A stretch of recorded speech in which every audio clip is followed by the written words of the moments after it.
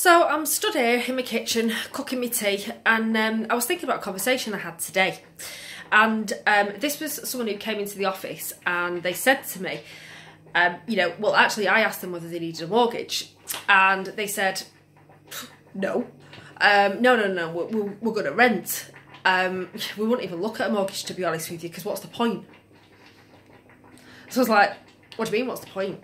And they said, well, we don't see the point in getting a mortgage. It's a noose around my neck, and quite frankly, it's not needed, is it? Because I can rent somewhere. Most places are nice now, and I don't need the hassle. I don't have to worry about the maintenance of it. If my boiler goes, it's not my problem.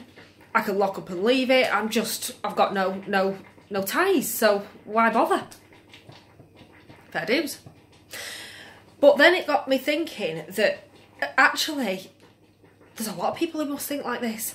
And if we were to look at the way things are going, and you look at European countries and other countries who have followed the rental route, and they are going down that route, there's more and more people who are renting, more landlords are investing in properties to make them trendy, to make it a good thing to do, rent. But you're not looking at your future, guys. The old saying, bricks and mortar. I'm a firm believer in that. If you think about it, I've seen the elderly.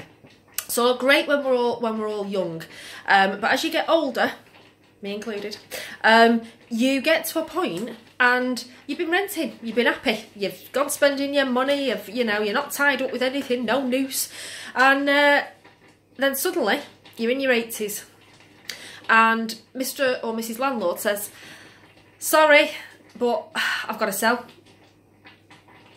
What do you do? What do you do? You have got no regular income apart from your pension. You can't get a mortgage now. You're 80. So where are you going? How are you getting new references? How are you going to pass a new credit check? How are you getting in that property? Massive concern, massive worry for people. And there are ways around it, don't get me wrong, but it's not easy, and it's a massive concern for people, and an anxiety that they don't need at that age, quite frankly. So that's one thing. But then look at the bigger picture of bricks and mortar. Look at how you can, it can be life-changing. It can make you. Bricks and mortar can make you. People make millions off property, off bricks and mortar. You've got the fact that obviously you've got people that get to a certain age and they need to release the funds. More and more people, unfortunately, are getting illness. They need treatment, and they use those funds. They release equity from the house to pay for treatment. They release equity of the house so that they can have a better life in their later years. They release equity of the property to do a few things which might work for them or are essential that they need, and that's the only way of funding it. But without that bricks and mortar in the first place, how would they have done it? When you need to help your children out with a new car, or you want to help them with a property themselves, some people actually release money out of their own property to do that. And again, if you haven't got the bricks and mortar in the first place, if it's not yours, if you've not got that mortgage in the first place to do anything with it, well then you can't. So this next generation of people who are all coming saying, hey, well, forget the mortgages, let's rent. In my opinion, it's the wrong thing to do. And I urge people to start thinking about this. Please start to save. Please start to look at mortgages in a better light. It's not easy. It's not easy. And it does get quite stressful with a mortgage at times, especially if you're in a situation where unfortunately you've divorced or separated. That can get tricky. Or where you've just got a mortgage and it is a bit of a noose around your neck at times. It's hard to get rid of, especially if you're in negative equity.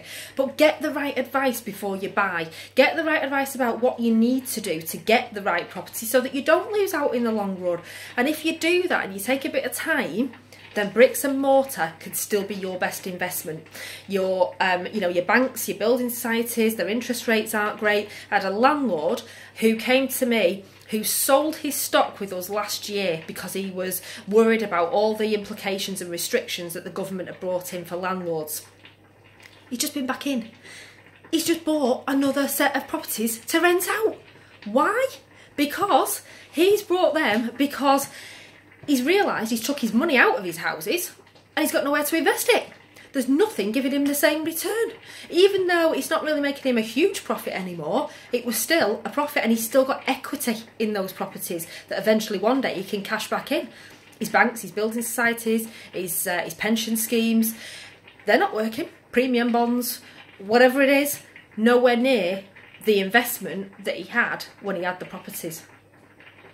So, don't know what you guys think, but let me know. My opinion is bricks and mortar, and if you can cash buy, good on you. But if you can't, please think about mortgages still. Don't forget, it could be the making or breaking of you if you don't.